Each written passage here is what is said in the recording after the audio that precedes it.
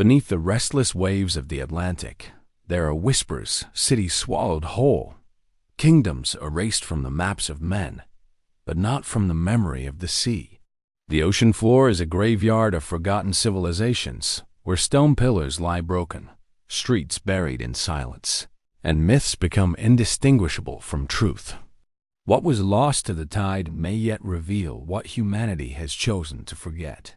If you believe history ends where the written word fades, you have not yet listened to the voice of the deep. This is not just discovery. This is resurrection. Before we descend into the waters of time, make sure to like, share, and subscribe so the story of the past can continue to rise from the depths. The story begins not in the ocean's depths, but in the fragile whispers of memory carried through time. Long before sonar or satellites, long before the word archaeology even existed, humans told stories of lands that sank beneath the sea. These tales were not inked in textbooks or cataloged in libraries. They were spoken around fires, carved in temple walls, woven into chants. Plato's voice echoes the loudest across 23 centuries when he described a mighty island beyond the pillars of Heracles. Atlantis, he called it, a civilization of immense power and beauty, punished by the gods, broken in a single day and night of fury, lost beneath the waves. For many, it was allegory, a moral fable wrapped in water. Yet for others, it was testimony, a fragment of history disguised as myth. And Plato was not alone. Across cultures, the sea swallowed cities again and again in story. The Celts spoke of Cantra Gweled, a fertile kingdom in Wales drowned when a careless gatekeeper left the floodgates open. The Irish remembered Hy-Brasil, a phantom island veiled in mist, visible only once every 7 years. Along the coast of India, fishermen still tell of temples claimed by the tides, their towers ringing like bells beneath the surf. Even the Norse spoke of Vinland and lands to the west, some of which may have been carried away by time and tide. Why are these stories so persistent? Why do cultures separated by oceans and centuries all tell of cities lost beneath the sea? Could it be that humanity, in its deepest memory, carries scars of catastrophe, floods, and storms that reshaped landscapes, forcing survivors to explain the unexplainable? Every flood myth carries more than fear, it carries loss. The Epic of Gilgamesh tells of a deluge so vast it nearly erased mankind. The Bible's Genesis recounts a flood that covered the earth, sparing only Noah's Ark. In Hindu tradition, Manu was warned by a fish to build a great boat before the waters came. Different continents, different faiths, yet the same echoing story. The waters rose, the world changed, and civilizations were undone. Modern science has often dismissed these tales as coincidence, as archetypes of destruction written into the human psyche. But myths are rarely born from nothing. They are born from memory, however distorted. They are fragments of lived experience, carried across generations, reshaped into legend. What if the tales of Atlantis, Cantra Gweled, or Hy-Brasil were not fabrications, but echoes of true places erased by tides, storms, or rising seas at the end of the Ice Age? For ancient navigators, the ocean was both pathway and predator. Phoenician sailors, masters of the Mediterranean, whispered of islands just beyond sight.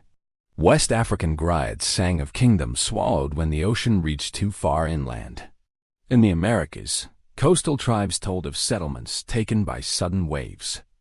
Everywhere, the ocean seemed alive, an entity that giveth and taketh, but fed with fish yet devoured with storms. What makes a myth endure? It is not the story itself, but the hunger it awakens. The hunger to know what lies beyond the horizon. To ask whether the sea is hiding secrets too vast to ignore. To believe that a story told thousands of years ago might still guide us today. Perhaps this is why myths became maps. Explorers from the Middle Ages to the Age of Discovery carried these whispered legends in their minds. Maps were drawn with islands that did not exist or perhaps no longer existed.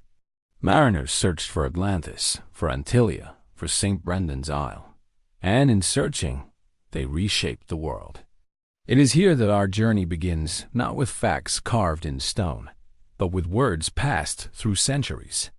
Words that suggest history is not confined to what survives above ground.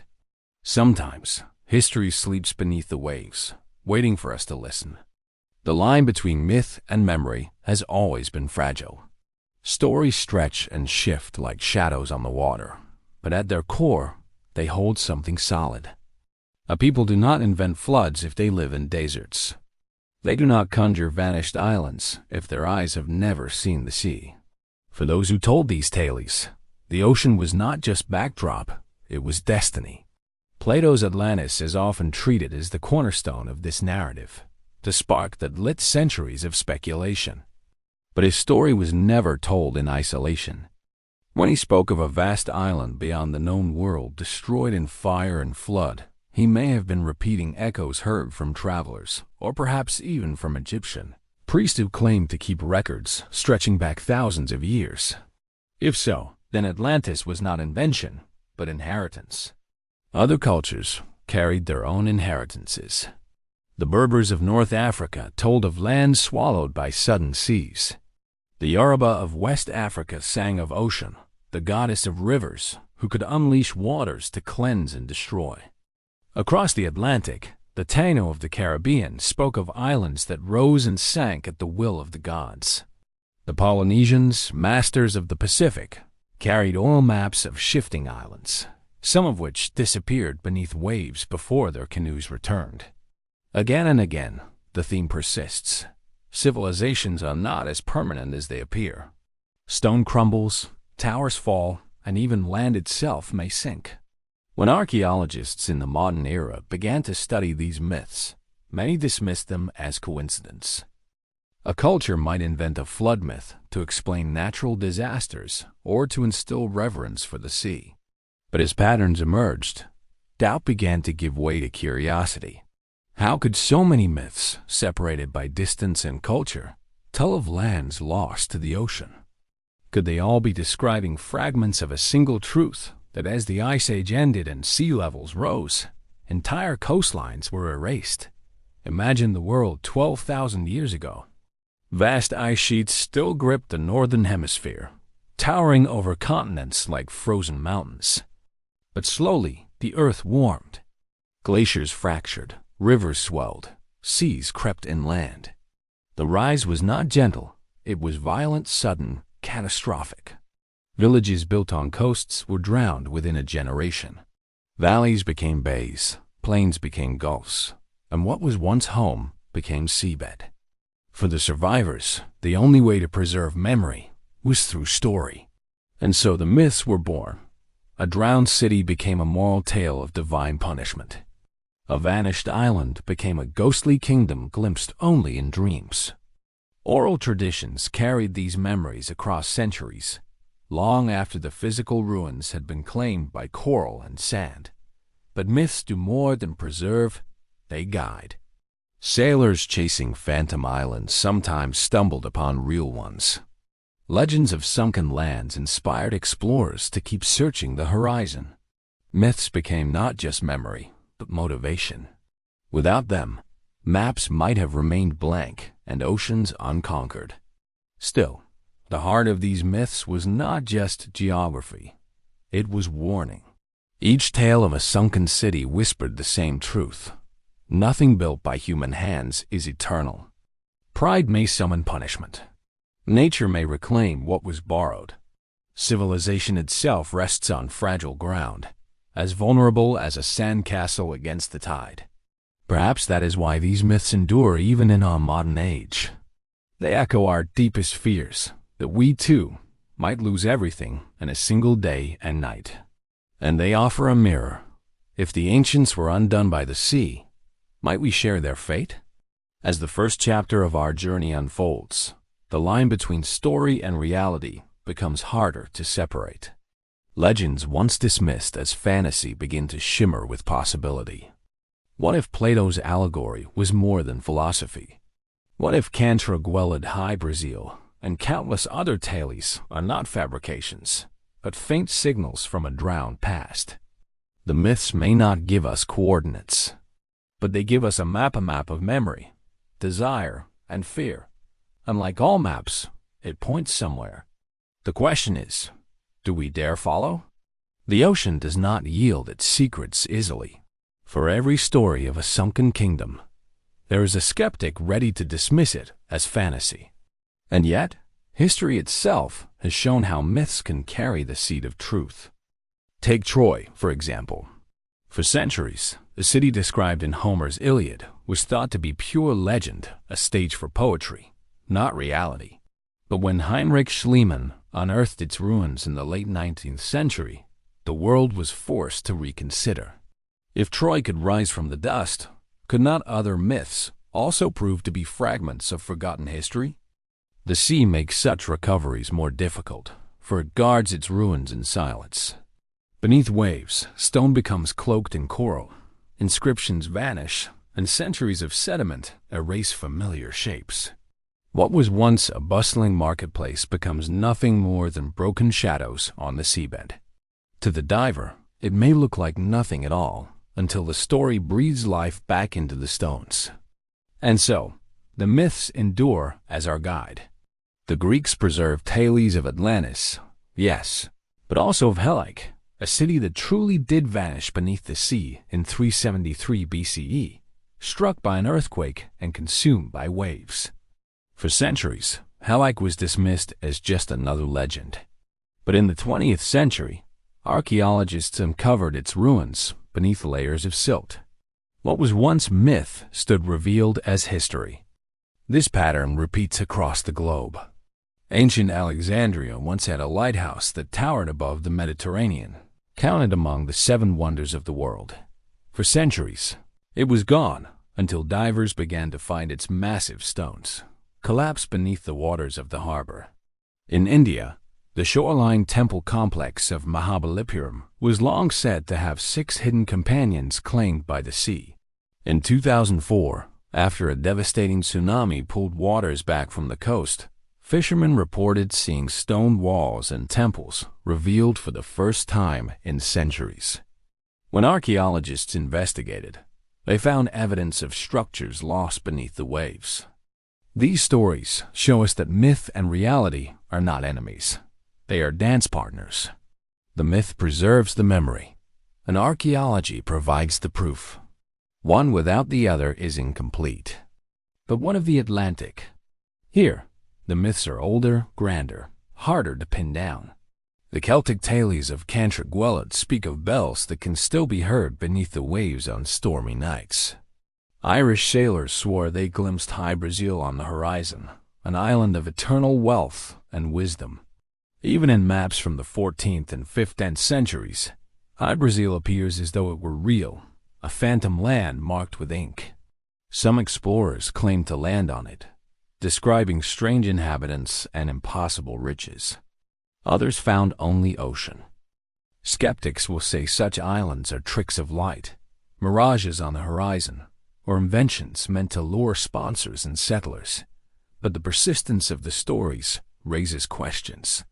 Why would so many risk ridicule to insist they had seen what others could not?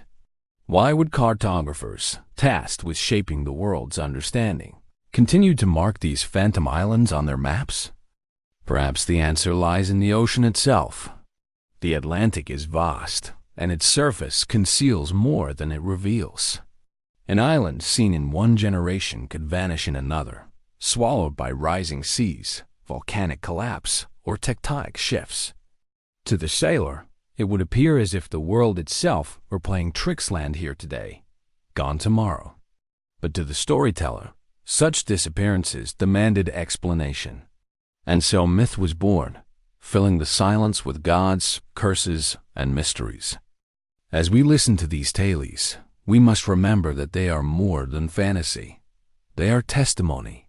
They are the voices of people who witnessed change so vast they could not comprehend it, who turned catastrophe into story so that the memory would not die. In every myth of a sunken city, there is an unspoken message. We were here. We lived. We dreamed. And though the sea has taken our walls and streets, you must not forget us. And so, As we stand on the shore of history, looking out at the restless Atlantic, we must ask, are these only stories? Or are they the faint outlines of maps pointing us toward truths the sea has hidden? The myths have brought us this far. Now it is time to follow where they lead. The sea is a patient keeper of secrets. Unlike fire, which consumes, or wind, which scatters, the ocean swallows slowly, layer by layer. A village becomes a reef. A temple becomes a foundation for coral. A kingdom becomes a whisper. And in that whisper, myth is born. Yet myths are not passive things. They are alive, restless, carried by generations like lanterns through the dark. They cross borders, survive conquests, endure the collapse of empires. While kingdoms fell and libraries burned, the stories of sunken lands remained. They were told in marketplaces and sung by fishermen, carved into stone tablets and drawn onto maps. Consider the mapmakers of the Middle Ages. They filled their parchment with oceans they had never crossed, drawing not just coastlines, but the outlines of possibility. On these maps, the Atlantic was crowded with islands: Antillia, St. Brendan's Isle, High Brazil, and others. Some were mistakes, phantoms of cloud and light. But others may have been memories, faint traces of real land swallowed long before. To explorers, these maps were not just ink. They were promises. They suggested that the ocean, vast and mysterious, was not empty, but full. And promises are powerful. It is no coincidence that when Columbus sailed west, he did so armed not only with ambition, but with stories of islands waiting to be found. The myths had prepared the way. They made the impossible seem inevitable. But myths also serve another purpose. They warn. Atlantis was not just a tale of a great empire. It was a cautionary story of arrogance, hubris, and downfall. Cancher-Gweled was drowned because its gatekeeper neglected his duty. In each of these legends, the sea punishes pride. It reminds us that civilization rests on fragile ground, and that nature is never truly conquered. These warnings may be more than symbolic, for as science has revealed, the end of the last ice age brought catastrophes that reshaped the earth. Coastlines shifted, oceans surged, and what was once land is now ocean floor.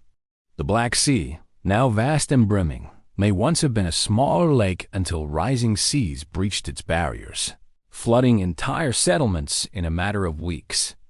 Similar events likely played out across the globe, each one a disaster so profound that survivors turned to story to preserve its memory.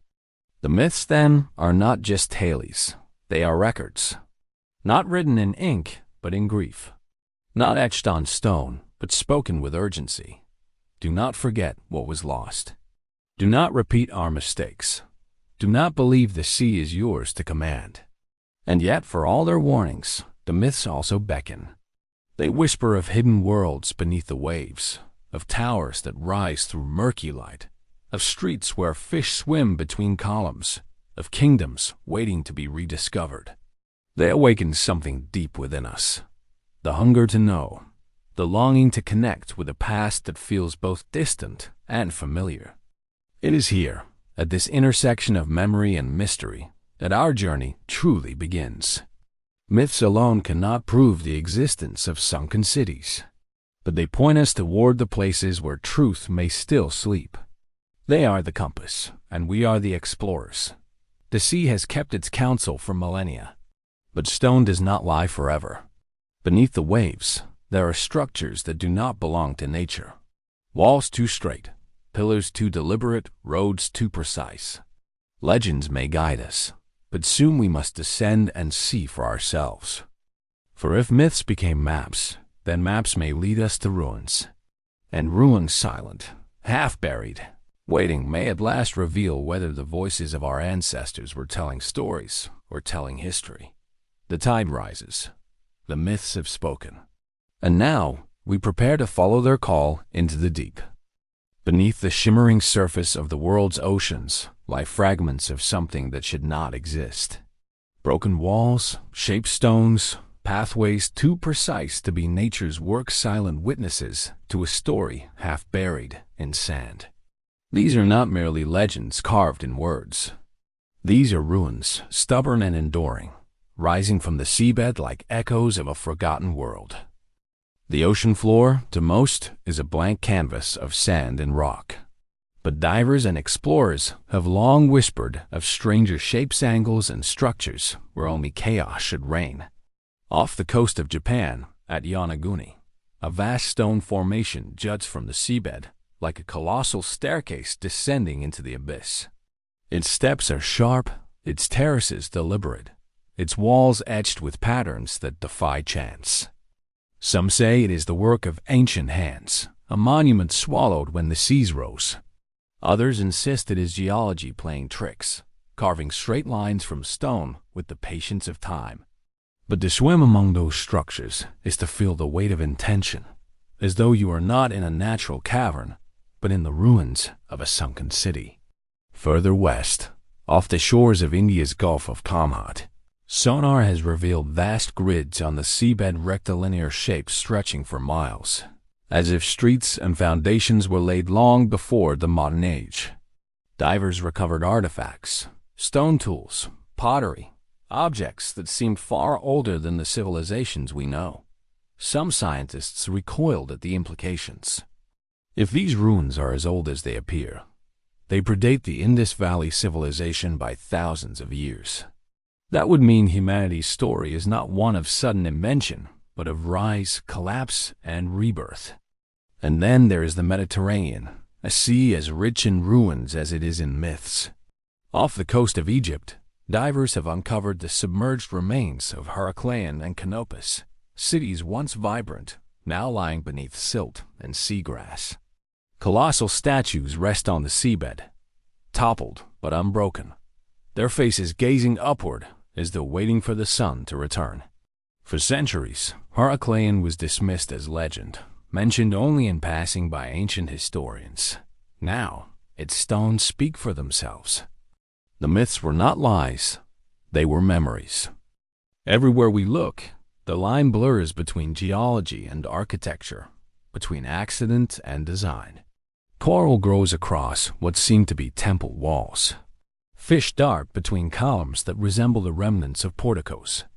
Roads lie half buried, leading nowhere but deeper into the abyss.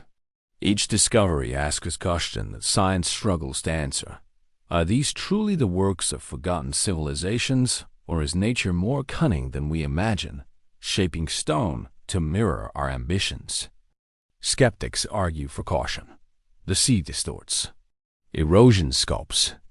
Human eyes, desperate for patterns, see cities where only cliffs and ridges exist. And yet the persistence of these finds, across continents, across cultures, demands we look closer. One site may be coincidence, but dozens? Spanning oceans? That is something more. The ocean has always been the final frontier of archaeology, more challenging than deserts or jungles. Visibility fades into blue haze, currents tug against divers, and silt clouds the view with every movement. The deeper the ruins lie, the more inaccessible they become, guarded by pressure and darkness. Yet technology has begun to change this balance. Sonar scans, underwater drones, and remote-operated vehicles allow us to peer where humans cannot go. And what they reveal is startling. Straight lines, perfect circles, patterns no randomness should create. To look upon these submerged stones is to feel a shift in perspective. Suddenly, the myths of Atlantis or Cantragwellad are not just fanciful stories. They feel like memories waiting to be confirmed. Perhaps our ancestors were not merely telling tales to frighten or inspire. Perhaps they were trying to record a truth that their descendants would one day rediscover. The stones in the sand are silent, but they are not mute. They speak through their shape, through their alignment, through their stubborn refusal to disappear. They tell us that history is not as complete as we believe, that the ocean holds chapters torn from humanity's book. And now, as science and myth converge, those chapters begin to surface again. But stones are not the only things buried. Entire cities wait beneath the tide, preserved in saltwater silence, guarded by centuries of waves. And as divers descend into those ruins, the past begins to rise. To descend into an underwater ruin is to step into a dream. Light bends strangely, filtering through the surface in trembling shafts. Colors fade until only blue and gray remain. Then, through the haze, shapes emerge: arches, walls, blocks cut too cleanly to be chance. They are silent, untouched by footsteps for thousands of years, yet they pulse with the weight of memory. One of the most haunting discoveries lies off the coast of Cuba, where sonar readings in the early 2000s revealed what seemed to be a sprawling complex deep beneath the waves. Divers reported structures resembling pyramids and roads, vast geometric patterns on the ocean floor where only chaos should dwell. At such depths, these ruins would have been swallowed thousands of years ago, long before recorded history suggests complex civilizations existed in the region. The find remains controversial, shrouded in mystery and debate, but it stirs an unsettling question. Could entire societies have thrived and perished long before our accepted timeline of human progress? Elsewhere, the evidence is harder to dismiss. In the Bahamas, the Bimini Road stretches across the seabed like an ancient causeway. Large stone blocks lie in deliberate rows, aligned as though once part of a harbor or roadway. Some geologists insist these are natural formations, the result of fractured limestone. Yet divers who have traced its length, who have touched the edges of its stones, speak of an uncanny precision. To them, it feels built, not broken. And if built, then by whom? The Mediterranean, cradle of so much of our known history, hides its own submerged secrets. In Pavlopetri, off the coast of Greece, lies one of the oldest known sunken cities in the world. Streets, courtyards, and building foundations remain mapped beneath the waves, remarkably preserved despite being nearly 5,000 years old. Here, at least, there is no debate. Pavlopetri was real, a bustling port town swallowed by shifting seas. Its discovery proves that myths of drowned cities are not merely symbolic, they are historical precedent. In Italy, too, the sea guards its ruins. The ancient city of Baia, once a playground of Rome's elite, lies partially submerged along the coast near Naples. Villas, mosaics, and sculptures rest underwater, reminders of a place where emperors once walked. Baia was not lost to myth but to geology, sunk by volcanic activity. Yet when divers swim through its ruins, it feels like entering a fable. Marble floors where fish glide, colonnades where seaweed sways like banners in the tide. Again and again, the ocean yields its fragments: roads, walls, temples, statues. Some are undisputed, others fiercely contested. But together, they weave a tapestry of evidence too complex to ignore. Human civilization has always clustered near the sea, for food, for trade, for passage. And as seas rise or the earth shifts, those civilizations are the first to vanish. What remains is buried not in dust, but in silence and salt. Technology continues to peel back the layers of that silence. Sonar mapping has revealed strange formations off the coasts of Spain, Portugal, and Morocco, where some believe remnants of Atlantis itself may lie. In India, divers explored Dwarka, an ancient city linked to Hindu mythology, where submerged walls and artifacts align eerily with descriptions in sacred texts. In Japan's Yonaguni, divers trace steps and terraces as though walking through the bones of an ancient metropolis. Are all of these sites evidence of lost civilizations? Perhaps not.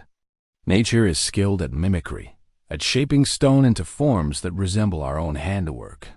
But even if only a fraction of these ruins are truly man-made, their implications are staggering.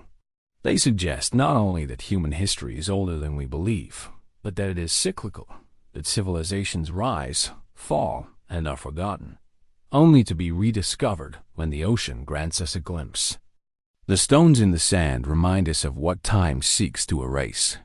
They are fragments of memory, anchors tying myth to reality. And with every new discovery, the old stories, the ones told in whispers, dismissed as fantasy, begin to sound less like imagination and more like recollection. There is a peculiar silence that fills the lungs when one swims among submerged ruins. The sea muffles every sound, leaving only the hiss of breath and the distant murmur of currents. In that silence, the stones seem to speak, not in words, but in presence. They do not beg to be noticed.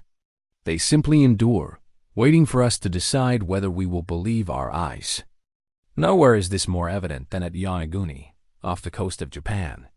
Divers who descend there describe it as an underwater citadel, its vast terraces and staircases carved into the rock as if by ancient architects. Massive platforms rise like stages. Corridors stretch into shadow. Some claim to see the outlines of faces etched into stone, weathered but distinct. Could this have been a temple, a place of gathering, perhaps even the heart of a forgotten culture? Or is it, as skeptics insist, the hand of geology, a natural monument shaped by fractures and erosion? The debate itself reveals much about our hunger for answers. To some, believing Yonaguni is man-made threatens the stability of our timeline, suggesting civilizations advanced far earlier than textbooks allow. To others, dismissing it as mere rock feels like willful blindness. When faced with ruins that echo our own designs, why cling so tightly to coincidence? In India's Gulf of Kamhat, the mystery is even more profound. Sonar scans revealed geometric shapes sprawling across the seabed, grids that looked suspiciously like the layout of a city. Artifacts retrieved from the site included tools and pottery, some of which were dated to nearly 9,000 years ago. If these dates hold true, the ruins would predate the Indus Valley civilization by millennia. Yet the find remains cloaked in controversy, with some scientists rejecting the evidence, others calling it a discovery that rewrites history. And perhaps that is why the ocean guards its ruins so jealously.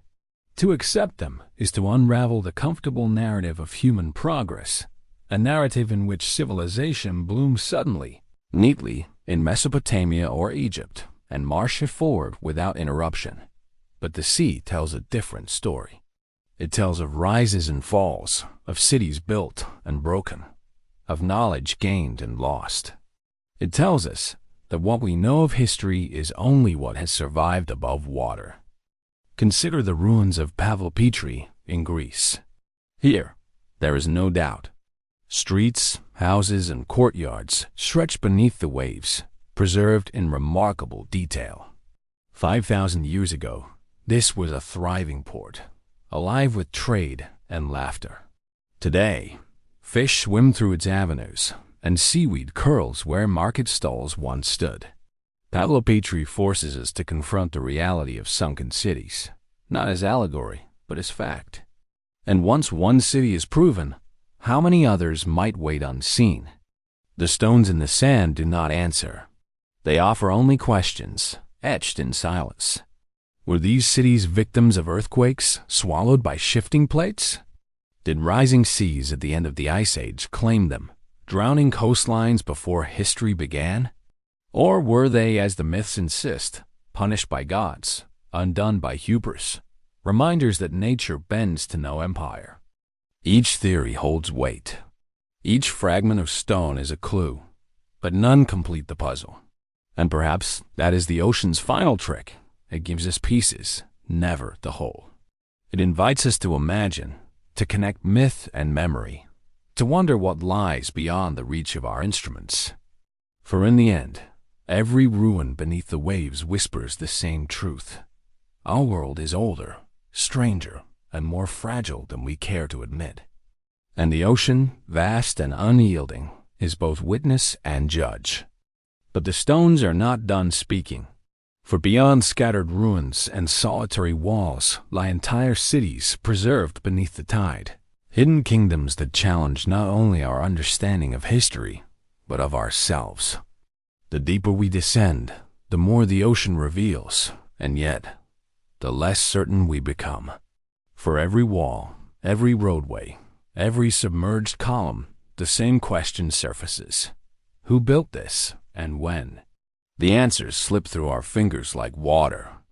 Consider Heracleion, the Egyptian city once thought to be nothing more than a myth recorded by Herodotus. For centuries, its existence was doubted. Then, in the year 2000, divers uncovered its remains. Colossal statues toppled in the silt, inscriptions carved in stone, entire temples lying quietly beneath the waves of the Mediterranean. The city had not vanished into imagination. It had simply been claimed by the sea. Now, statues of gods rise from the seabed as divers illuminate them with artificial light, their silent eyes reminding us how fragile even the greatest civilizations can be. This is not an isolated case. In the same waters, the lost city of Canopus has also been found, its sanctuaries and shrines preserved beneath layers of sand. These discoveries force us to ask, how many more cities, long dismissed as legend, still lie hidden beneath the world's oceans, waiting to be uncovered? Off the coast of India, at Dwarka, myth and archaeology entwine with startling precision. Ancient Hindu texts speak of a magnificent city built by Lord Krishna, a city that eventually sank beneath the sea. For centuries, it was treated as mythology. But modern excavations have revealed submerged structures, walls, stone anchors, pottery, that suggest the myth may have been rooted in truth. Dwarka blurs the boundary between sacred story and historical fact, standing as proof that even scripture may carry fragments of memory. And then there is Baia, near Naples, once a jewel of the Roman world. Known as the Las Vegas of the empire, it was a place of luxury and decadence, frequented by emperors and generals. Today, much of Baia lies beneath the sea, its villas and mosaics preserved by volcanic subsidence. To swim there is to drift through history itself, surrounded by art and architecture that once belonged to the most powerful men of their age. Each of these sites, Heracleion, Canopus, Dwarka, Baia, Pavlopatra, reminds us that myth and memory often mask real places, places that once thrived before the sea reclaimed them. They prove that cities can, and do, vanish beneath the tide. The legends of drowned kingdoms are not merely fantasy. They are precedent. Yet for all these confirmed ruins, there are countless more still debated. The Bimini Road, the structures in Cuba, the terraces of Yonaguni. Each lies balanced between skepticism and belief, each drawing explorers into the unknown. The truth may not rest in a single site, but in the accumulation, the sheer number of stones in the sand, scattered across the globe, each whispering of a past far older and more complex than we imagine. And so, the ocean leaves us with both certainty and mystery. Certainty in the ruins already found. Mystery in the shadows still unexplored. The deeper we look, the clearer it becomes. The sea is not empty. It is full of memory. But stones and ruins are not enough.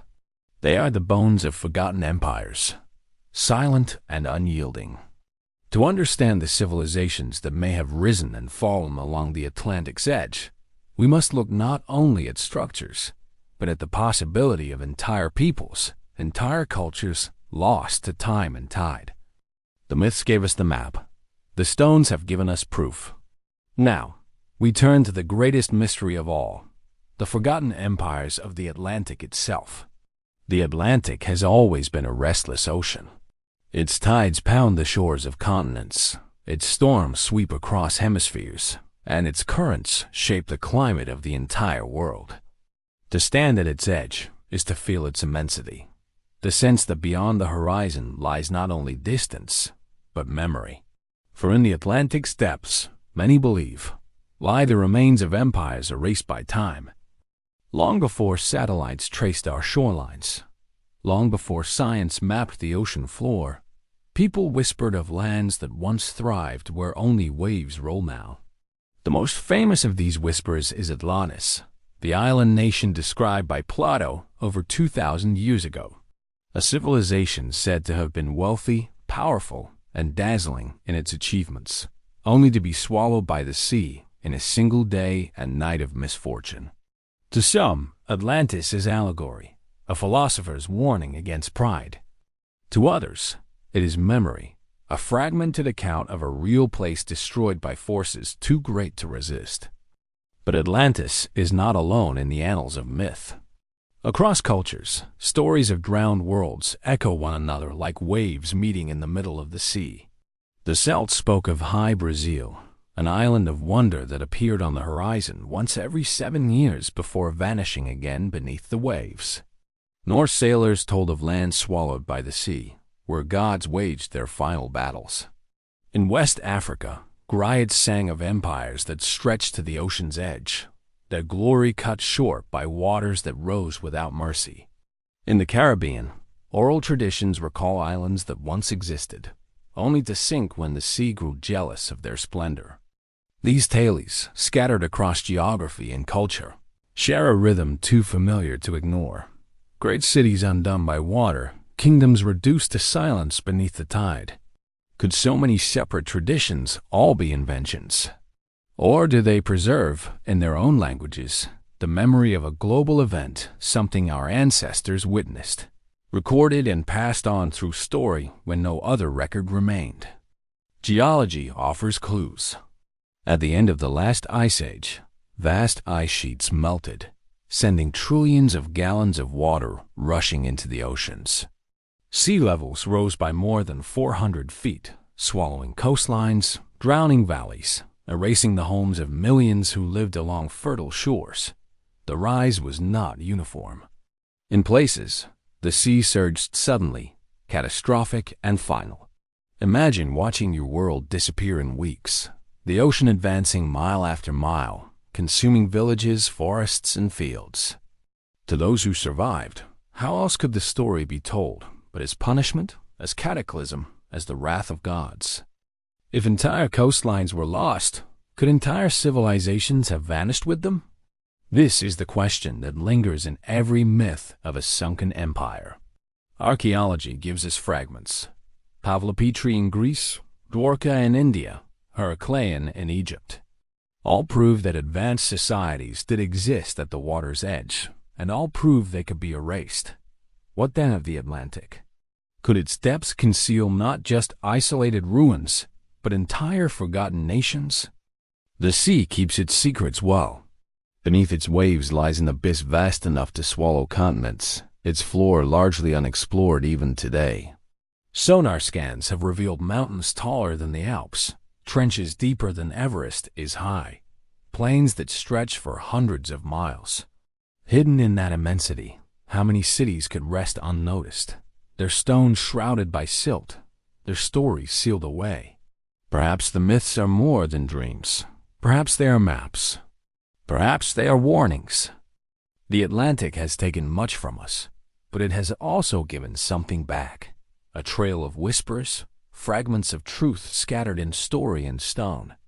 And if we follow them, we may yet glimpse the outline of the forgotten empires that once gazed upon these waters, not in imagination, but in memory. The legend of Atlantis is a story that refuses to die.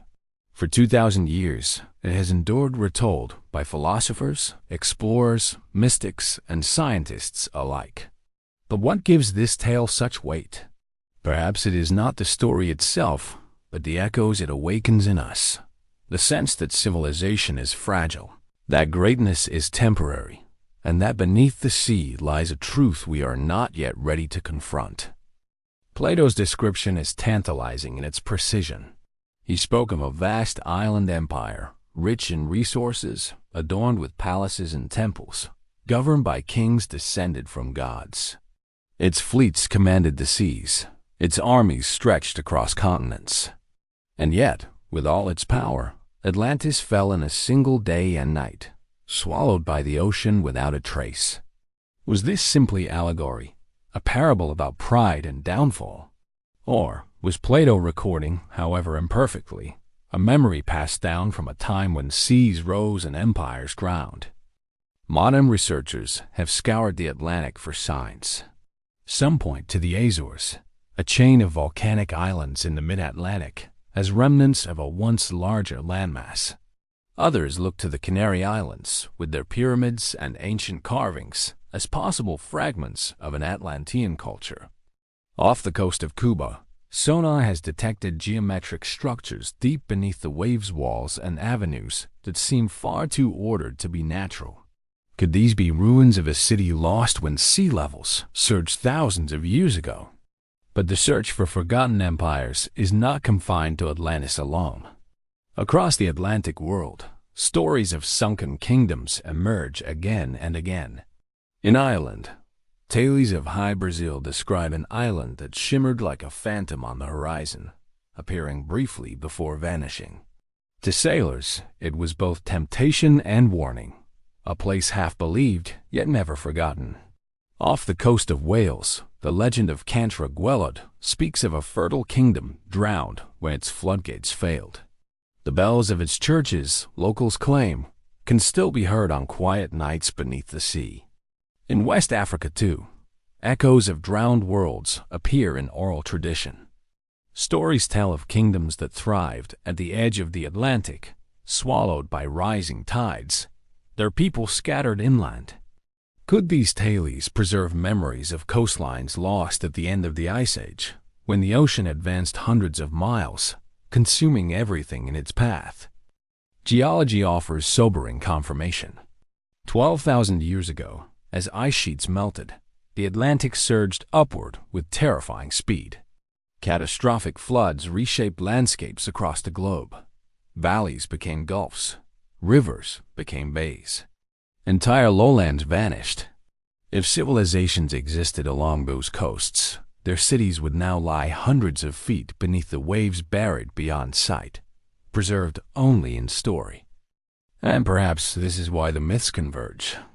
Each tells of a great place undone not by human war, but by nature itself, an unstoppable flood, a rising tide, a sudden collapse. The details differ, but the rhythm is the same. Pride, beauty, destruction, silence. It is the rhythm of memory, distorted by centuries, yet still recognizable. For all our technology, the Atlantic remains largely unknown. Less than a quarter of its floor has been mapped in detail. Vast stretches remain hidden, their contours blurred, their secrets untouched. Somewhere out there, beneath miles of water and layers of silt, may rest the evidence of civilizations we have long forgotten. Perhaps entire cities lie waiting, like Heraclean, preserved in darkness until we stumble upon them. Perhaps the myths are not metaphors, but recollections of places once real, once vibrant, now erased by the sea. The ocean does not explain itself. It only guards. It gives us fragments, ruins, artifacts, whispers, and challenges us to weave them together. In those fragments, we glimpse not just lost cities, but the haunting possibility that our history is incomplete, that the story of humanity is deeper, older, and stranger than we dare to imagine.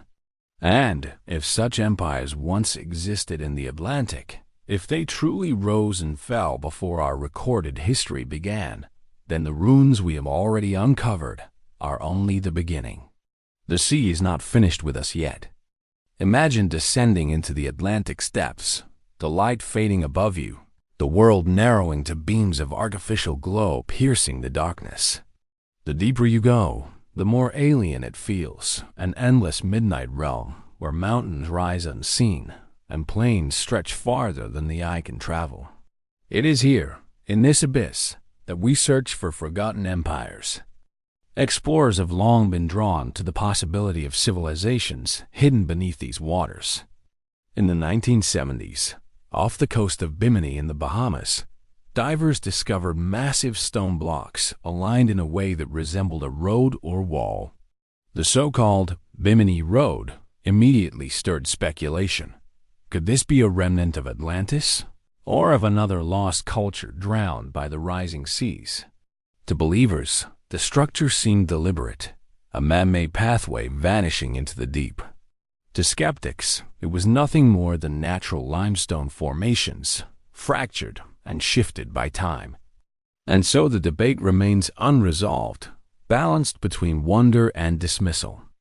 Elsewhere, near Cuba's western coast, sonar revealed what appeared to be vast geometric structures over 2,000 feet beneath the waves. Descriptions spoke of pyramids, plazas, and avenues, an entire city resting in the gloom. Photographs and video were inconclusive, blurred by distance and distortion. Was it an ancient metropolis swallowed by the ocean during the violent floods of the last ice age? Or was it simply the seabed playing tricks on human perception, offering patterns where none exist? The evidence is tantalizing, but incomplete, leaving us with more questions than answers. And yet, isn't that the nature of exploration? To peer into the unknown, to find shapes in the dark, to wonder whether those shapes are coincidence or history calling out from its watery grave. Science urges caution. Without artifacts, without tools, without clear human markings, the structures may forever remain in limbo. But myth does not demand proof. It whispers its truths in stories, in fragments, in the persistence of memory. Between the certainty of science and the faith of legend lies a space both frustrating and irresistible. It is here that the idea of forgotten empires lies neither proven nor disproven, suspended in the currents of the Atlantic. Still, the ocean keeps tempting us with fragments. Bronze Age anchors found in unexpected depths. Carvings that resemble symbols known from distant cultures. Artifacts dredged from waters where no record of settlement exists. Each piece is a riddle, incomplete, yet too strange to ignore. Perhaps the most haunting thought is not that we have lost isolated cities, but that we have lost entire worlds. Imagine a coastline stretching hundreds of miles, rich with harbors, temples, and villages all drowned in a surge of water 12,000 years ago. Imagine generations telling their children of the land that once was, until those stories became myths. Imagine us now, piecing those myths together, only to realize they may not be inventions at all. The Atlantic, in its vastness, does not care what we believe.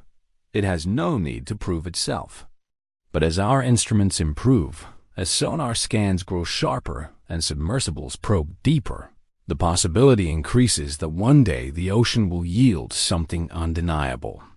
A statue, a temple, a street too precise to be anything but human.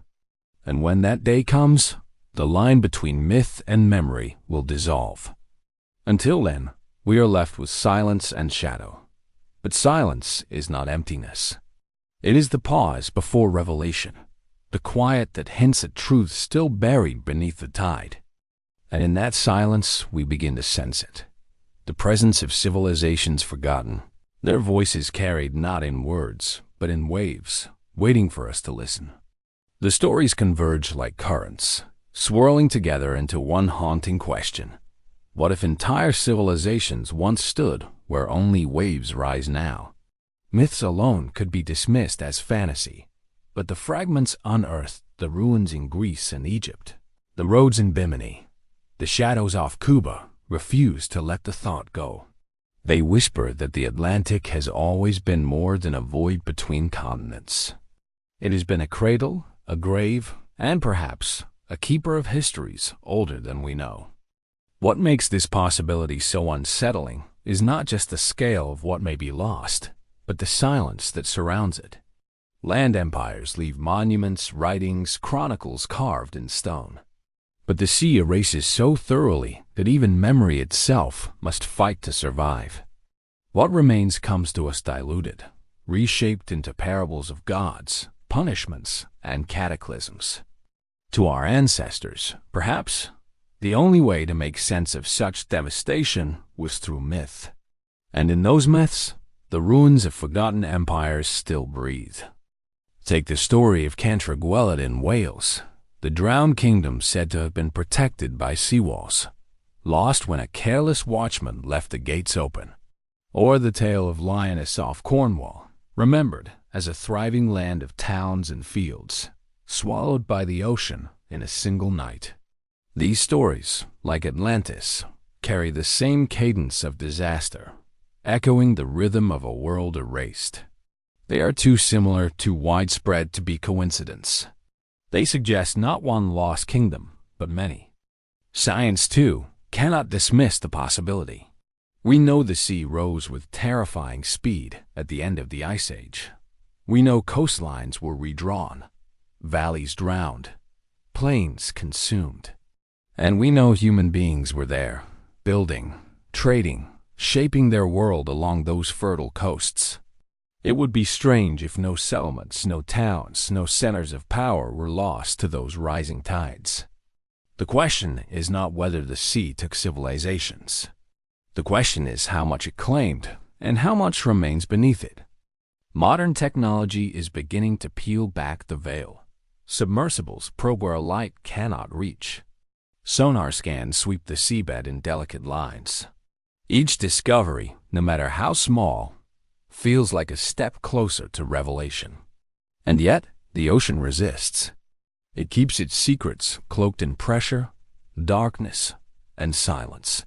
Perhaps it is not ready to let go of its empires. Perhaps it waits for us to prove our persistence, to prove that we will not turn away from mystery. But imagine, for a moment, that the myths are true. Imagine the Azores not as scattered volcanic peaks, but as the summits of a drowned continent. Imagine fleets sailing from harbors now buried miles beneath the waves. Imagine temples dedicated to forgotten gods, their columns toppled in slow motion as the waters rose. Imagine, above all, the silence after the moment when the last tower sank and an entire world was gone. We chase these visions not only because they thrill us, but because they remind us of something deeper. That history is fragile, that memory is easily erased, and that our own empires are not immune to time. The Atlantic's forgotten empires are not only about the past, they are a mirror held to our future. And so, Chapter 3 closes not with answers, but with a question. What if the myths were right all along? What if beneath the Atlantic lies the true beginning of human civilization, erased but not extinguished? The ocean does not reply. It only whispers in waves, daring us to search deeper. And deeper we must go. For now, the story turns toward the explorers themselves, the men and women who risked their lives to peel back the ocean's veil, to chase the impossible, and to ask the questions the sea refuses to answer. The sea has always called to explorers with a voice equal parts promise and peril. To stand on its shore is to hear that voice whisper of mysteries waiting just beyond the horizon, of secrets buried in its endless depths. Some ignore it. Others dedicate their lives to following it. And in that pursuit, they risk everything, breath, body, even sanity, for the chance to uncover what the ocean has hidden. The first to answer that call were not scientists with instruments, but divers with lungs full of air and hearts full of daring. Free divers descended on little more than instinct, holding their breath as they searched reefs and caves for pearls, sponges, and curiosities. Their time beneath the surface was measured in heartbeats, yet even in those brief moments, they glimpsed the silent world below, ruins draped in coral, statues staring upward through the gloom, stones too deliberate to be chance. With the invention of scuba, the abyss opened further. Now men and women could linger where once they could only touch and flee. The 20th century became an age of underwater discovery. The ruins of Petri mapped in Greece, Heraclean unveiled off Egypt's coast, Baia explored beneath the Bay of Naples. Each find expanded not only our understanding of history, but the hunger for more. For if these cities could lie hidden for millennia, how many others waited to be found? Exploration, however, is never without cost. Divers speak of the ocean as both companion and adversary. The deeper they go, the more the sea presses in literally, with crushing weight, and metaphorically, with a silence that can unravel the mind. At 100 feet, colors begin to fade. Reds vanish first, then oranges, until the world is painted in blues and greens. At 200 feet, Even sound changes. The bubbles of your breath feel distant, fragile. At 300 feet, the abyss becomes hostile. Each breath of compressed air carries risk. Each movement must be deliberate. One mistake, one equipment failure, one moment of panic, and the sea will keep what it has claimed. Yet explorers return, again and again. Some are archaeologists, intent on mapping ruins stone by stone. Others are adventurers, chasing the thrill of the unknown. A few are visionaries, convinced they are on the verge of rewriting history. What unites them is the same impulse, a refusal to let the ocean keep its secrets unchallenged. Consider Frank Gaudio, the French archaeologist who led the team that uncovered Heracleion. For decades, he scoured maps and records, convinced the city was not myth but memory. His persistence was rewarded when divers illuminated colossal statues, inscriptions, and entire temples beneath the silt. Without that determination, Heracleion might still lie unseen, dismissed as a story. Or take Graham Hancock, a writer who has drawn both fascination and criticism for suggesting that many sunken ruins are far older than conventional history allows. While not an archaeologist, his explorations in places like Yonaguni and Dwarka have ignited global debate, inspiring countless others to question what lies beneath the waves. These explorers, professional and amateur alike, walk a fine line between revelation and danger. They descend into waters where visibility can vanish in an instant, where currents tug at the unwary, where pressure weighs upon the body until even thought feels heavy. And yet, they push forward, guided by the conviction that something extraordinary lies below. To enter the abyss is to surrender control. The ocean decides how much it reveals and when. The explorer's task is not only to survive, but to listen, to move slowly, to read the landscape, to sense the difference between random stone and carved design. It is a dance of patience and obsession, measured not in miles but in moments of clarity, when the veil lifts and a hidden truth is glimpsed. For in those moments, everything changes. A diver brushing away centuries of sand to reveal a carved line. A submersible's light catching the curve of a stairway. A sonar scan outlining what looks like a city grid beneath miles of water. Each discovery is small, fragile, but together they weave the suggestion of something immense. And so, into the abyss they go, again and again, following whispers in the water, chasing shadows on sonar screens, daring to believe that beneath the Atlantic lie empires waiting to be remembered. To dive beneath the surface is to cross a boundary few dare to pass. Above, the world is filled with sound and light, with air and certainty. Below, the ocean swallows both time and scale. It is a descent into another realm, one that resists intrusion and yet rewards persistence with glimpses of the extraordinary. For centuries, explorers were limited to what their bodies could endure. A few minutes of breath, a few feet of depth. But technology has always been the ally of curiosity. The invention of scuba opened the shallow seas. The creation of submersibles, sonar, and remotely operated vehicles has opened the deep. With every advance, the abyss has grown less impenetrable, though never less dangerous. Submersibles are perhaps the most symbolic of humanity's defiance. Within a sphere of steel or acrylic, a handful of people descend thousands of feet into waters no diver could survive. Outside, pressure builds to levels that could crush steel. Yet inside, explorers peer through windows at landscapes no human eye has seen before. They drift across seamounts that rise like drowned mountains. They glide over trenches that plunge into darkness deeper than Everest is tall. And sometimes, they find anomaly shapes too ordered, too precise, to be dismissed at first glance. Sonar, too, has transformed our understanding. Sound pulses sent into the depths return with outlines of the unseen. A flat plain becomes, in echo, a hidden valley. A blur becomes a sharp ridge. In Cuba, sonar readings revealed geometric formations 2,000 feet down, sparking headlines of a lost city. In the Black Sea, it revealed submerged villages, preserved almost perfectly in oxygen-starved depths. If such revelations are possible in seas already scanned, what might await in the vast, unmapped expanses of the Atlantic? But it is not only machines that make discoveries. It is the men and women who dedicate their lives to listening to the ocean's whispers. Archaeologists carefully document every fragment of pottery, every carved stone, building a case piece by piece. Adventurers, less patient but no less determined, chase the thrill of revelation, willing to risk ridicule if it means standing at the edge of the unknown. Even fishermen and divers, in chance encounters, have stumbled upon ruins that rewrote history.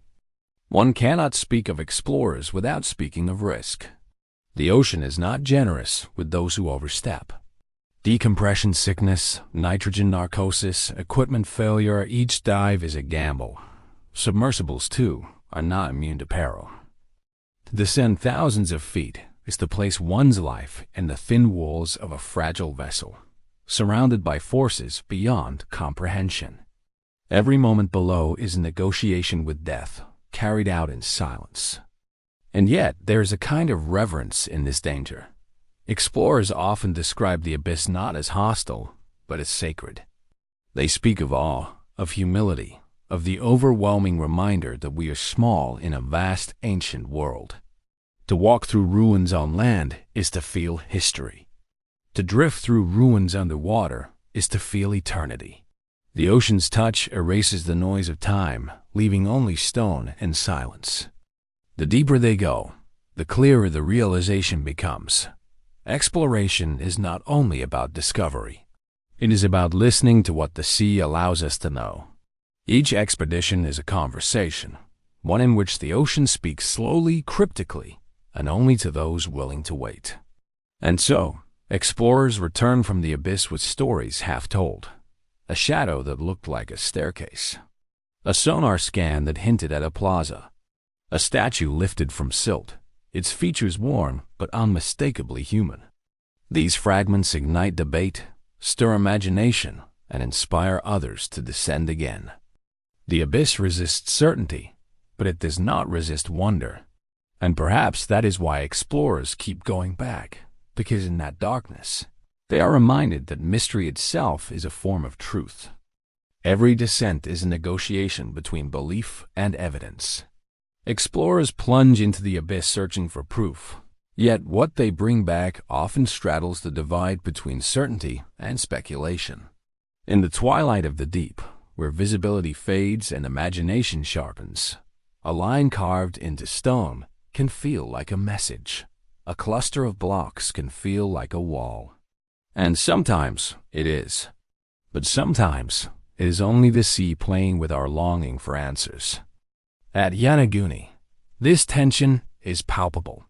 Divers have traced terraces and steps that descend in precise angles, resembling stadiums and ceremonial platforms. To some, it is incontrovertible, a submerged monument built by hands that predate history. To others, it is natural geology, fractures shaped by tectonic shifts and softened by currents.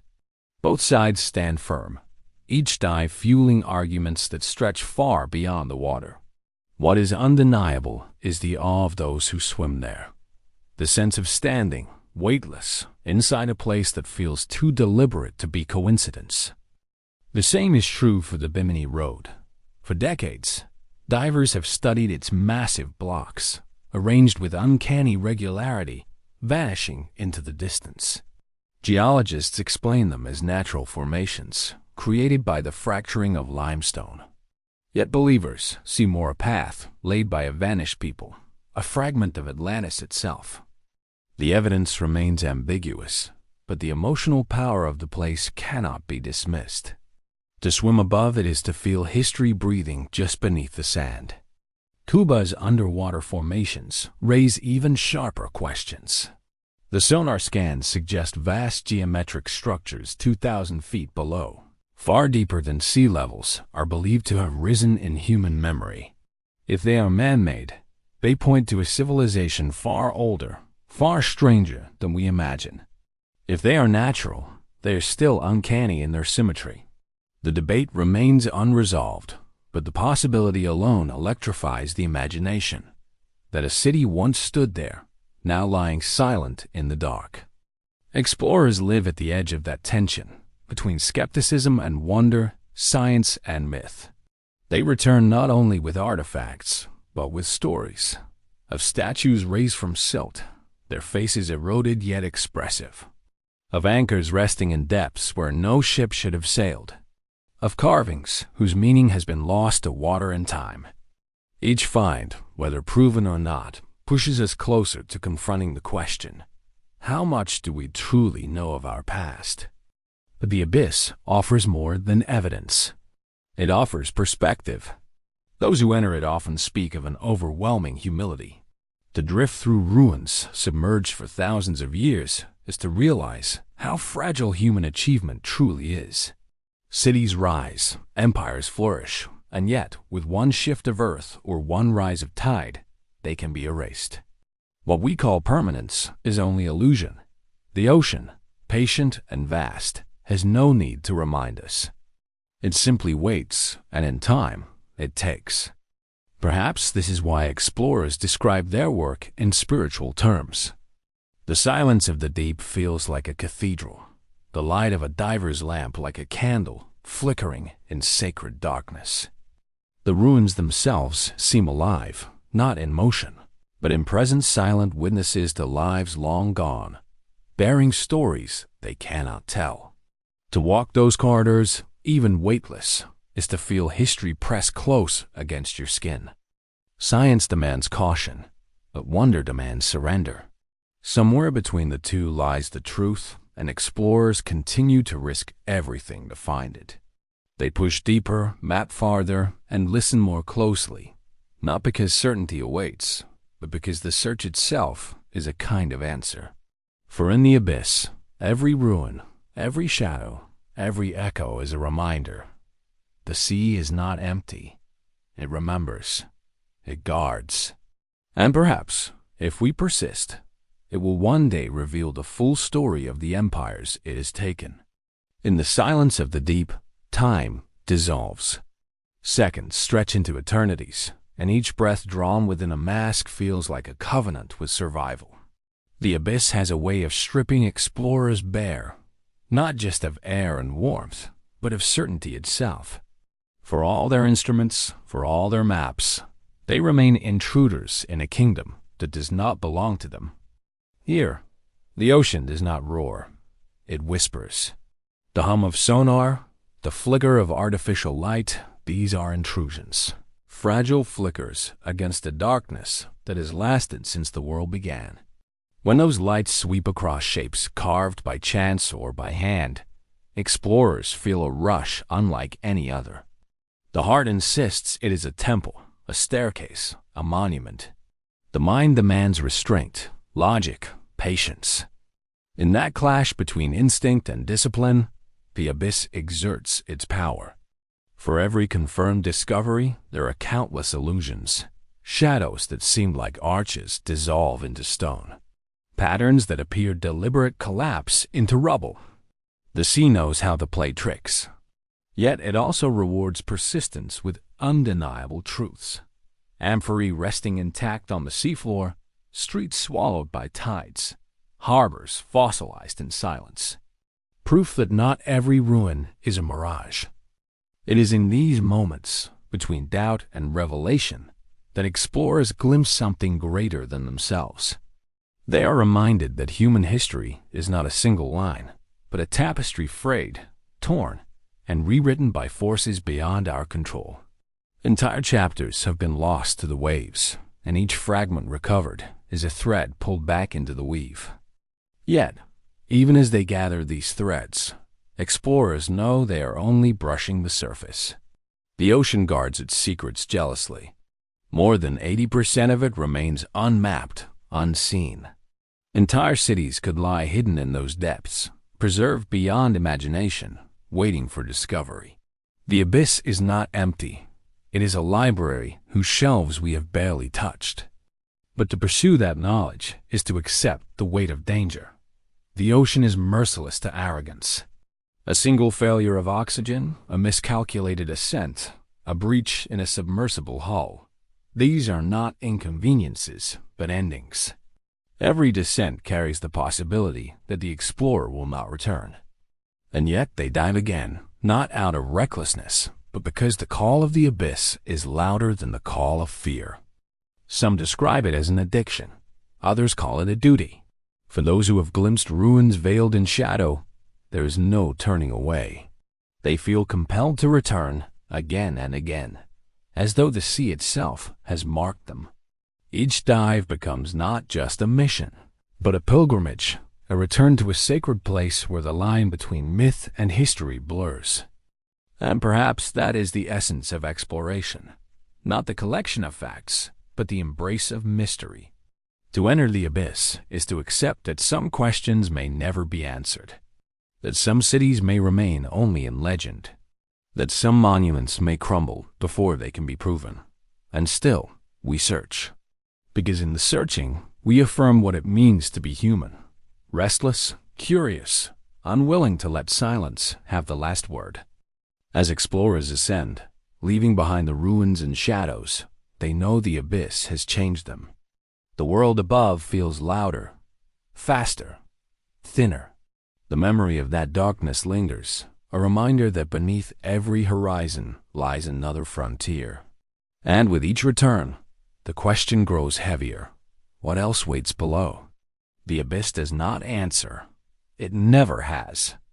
But in its silence, it offers something deeper than knowledge wonder. And wonder, more than certainty, is what keeps us descending.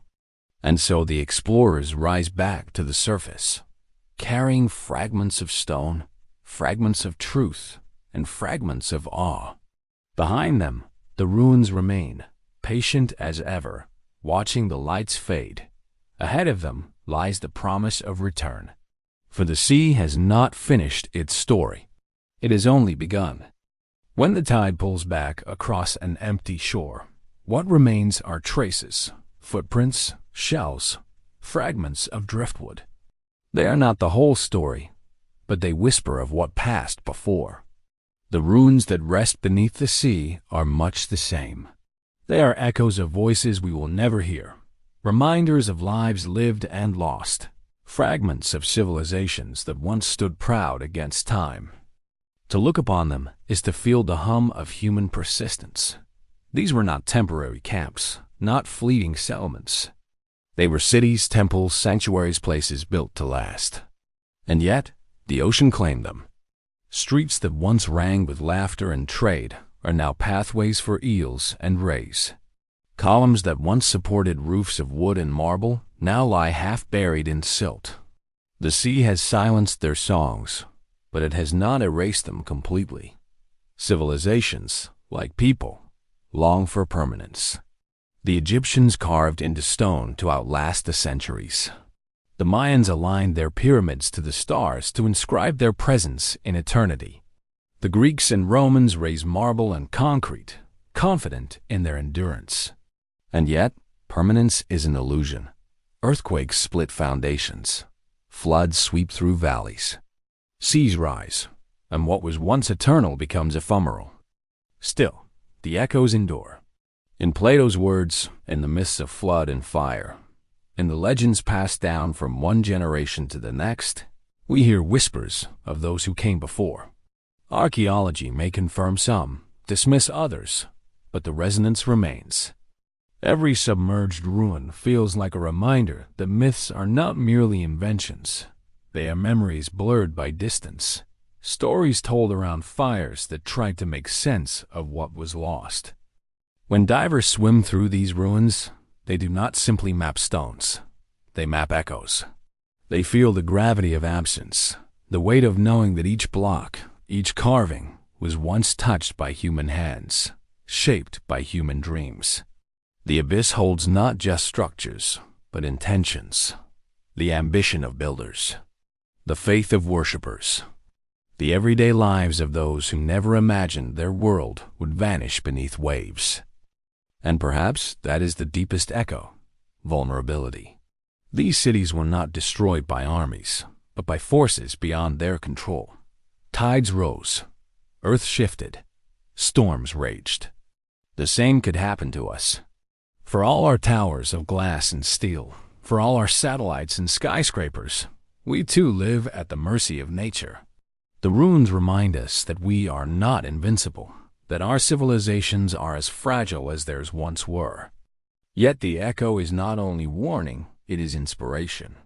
To know that others built, dreamed, and created before us, and that traces remain even after millennia, is to feel a kinship across time. The world may have ended, but something of it endures. Each ruin is a hand extended through water, reaching for those who come after, whispering, "We were here. We mattered. We will not be forgotten." In the stillness of the deep, those echoes grow louder.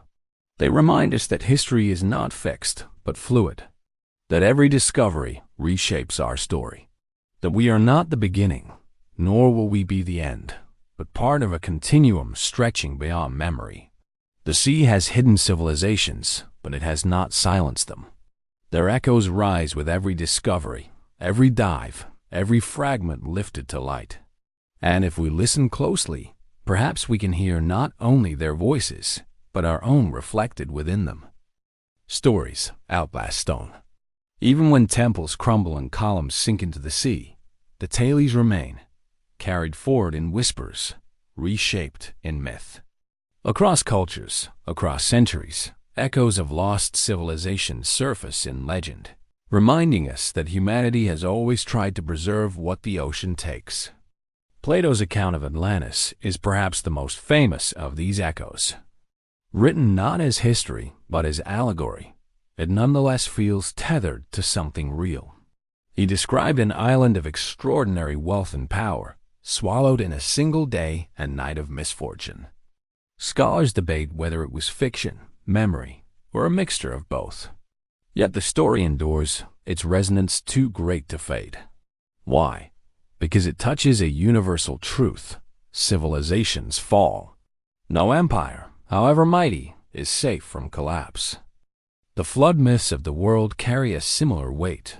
In Mesopotamia, in India, in the Americas, in the Pacific Islands, the stories repeat. Waters rising, people fleeing, worlds erased. Each tale may differ in detail, but their themes converge, like rivers flowing into the same sea. Perhaps they are metaphors. Perhaps they are memories. Perhaps they are both. What matters is that they survive long after the waters receded, carrying with them the echo of real disasters that reshaped human life. When archaeologists uncover submerged cities, Heraclea in Egypt, Pavlopetri in Greece, Port Royal in Jamaica, they do more than confirm history. They validate memory. They remind us that myths are not merely fabrications, but vessels, carrying fragments of truth across centuries. What seems like legend may, in time, reveal itself as history waiting beneath the waves. But echoes do not stop with memory alone. They reverberate in us, shaping how we see ourselves today. Modern nations take pride in ancient ancestors, tracing their identity to civilizations long gone. Explorers, scientists, and storytellers alike feel compelled to search, driven by more than curiosity. They seek connection. To find ruins is not only to learn about the past, but to place ourselves within it, to feel less like strangers in time and more like inheritors of a shared legacy. Yet echoes are fragile. Each year, rising seas and shifting currents threaten what remains. Coral grows over carvings. Silt buries streets. Storms scatter fragments. What has survived for millennia can be lost in a single season. The ocean preserves, but it also erodes. It guards its secrets while slowly erasing them. And so, the urgency to listen grows stronger. For what is an echo, if not a sound fading into silence? Explorers describe a strange intimacy in these submerged places. To drift through Heraclean's avenues is to feel the city breathing beneath the waves. To stand weightless above Pavlopetri's grid is to walk with ghosts. These echoes are not abstract, they are visceral, pressing against the diver's chest, filling their lungs with borrowed memory. It is as though the ocean itself amplifies the voices of the past, speaking through stone, sand, and silence. But the echo of lost civilizations is not only a voice, it is a mirror. It shows us who we were, and in doing so, it shows us who we are. Their rise and fall reflect our own ambitions, our own vulnerabilities. To study them is to confront uncomfortable truths, that we too build as if permanence is guaranteed, forgetting how fragile permanence is. The ocean reminds us otherwise, and so every dive becomes an act of listening, not just to the stones and structures, but to the resonance within ourselves. The ruins are not only their story, they are ours. There is a peculiar power in ruins. On land, they stand like scars, broken walls, toppled columns, crumbling statues, reminders of greatness undone. But underwater, ruins gain a different kind of power. The sea transforms them into living monuments, cloaked in coral, guarded by schools of fish, touched by currents that never rest. They are no longer merely the remnants of civilizations. They are part of the ocean's body, woven into its endless rhythm. To encounter them is to feel history not as something dead, but as something breathing. Divers have described the sensation of floating through stone avenues, as though entering a dream where time folds in on itself. What was once bustling with markets and rituals now lies in stillness, yet that silence feels alive, as if the city still remembers what it once was. In this way, the ocean does not merely bury the past. It preserves its soul. These echoes ripple outward into our collective imagination. They fuel stories, inspire films, spark myths anew. Atlantis is retold in countless forms, sometimes as a cautionary tale, sometimes as a utopia. The ruins of Heraclean inspire visions of ancient gods still watching from below. Even the submerged streets of Pavlopetri, modest in scale, awaken awe because they prove that whole cities' entire ways of life can vanish without a trace, only to return centuries later through discovery. Science, too, listens to these echoes. Each submerged ruin forces us to reconsider what we thought we knew about human history. Pavlopetri is over 5,000 years old, older than most of the world's known cities, yet it was hidden for millennia. Heraclean was dismissed as legend until divers uncovered its statues. The echoes tell us that our knowledge of the past is partial, fragile, awaiting correction by the sea's revelations. And yet, even science cannot silence the poetry of these discoveries. Because when explorers lift a statue from the depths, covered in seaweed and barnacles, they do not merely recover stone, they recover presence. A face carved by human hands, staring out across centuries, speaking without words. We were here. Do not forget us. The echoes also raise unsettling questions about our own time. If civilizations greater than we once believed could vanish, what of ours? Rising seas already lap against coastal cities. Storms grow fiercer. Shorelines shift. Could New York, Venice, or Mumbai one day echo like Pavlopetri or Heraclean? Will future divers drift above our skylines, wondering what stories we tried to tell before the ocean took them back? Perhaps that is the ultimate gift of these echoes. They collapse the distance between past and present. They remind us that we are not immune to the same forces. We are part of the same cycle. What was lost to the sea yesterday may be mirrored by what will be lost tomorrow. But alongside the warnings, the echoes carry resilience. Even submerged, even broken, civilizations speak. Their voices carry across water and time, refusing to be silenced. And in their persistence, they teach us something vital. That while no city lasts forever, the human desire to build, to dream, to leave a mark does not die. It reverberates through time, endlessly, like the waves themselves. In the end, the echoes of lost civilizations are not only about what is gone, they are about what endures. They are proof that memory can survive collapse, that even when swallowed by the sea, humanity's essence remains. And when we listen to those echoes, we hear not only the voices of the past, but the call to carry those voices forward. The sea does not forget. It carries within its depths the remnants of lives once lived, the weight of dreams once dreamed, the silence of voices long faded. Yet, even in silence, there is resonance. The ruins beneath the waves are more than stone. They are memory itself, woven into the ocean's endless tide. For those who descend into the abyss, the experience is not just archaeological, it is spiritual. To brush against a pillar encrusted with coral is to touch both history and eternity. To drift through a drowned avenue is to feel the pulse of lives that ended, yet left behind a trace. These are not merely artifacts. They are echoes of human longing, ambition, and vulnerability. They remind us that we, too, are fleeting, yet capable of leaving behind something that matters. The echoes ripple outward, beyond the divers and the scientists. They shape the stories we tell, the myths we pass down, the way we imagine ourselves in the great chain of time. They remind us that history is not a closed book, but an unfolding tide, that each discovery shifts the story we thought we knew. Myths that once seemed fanciful find roots in the seabed. Legends dismissed as fantasy resurface with the solidity of stone. The sea, patient and inexhaustible, continues to rewrite our past. But the echoes are also warnings. They whisper of impermanence. Civilizations rise, confident in their strength, only to fall in silence.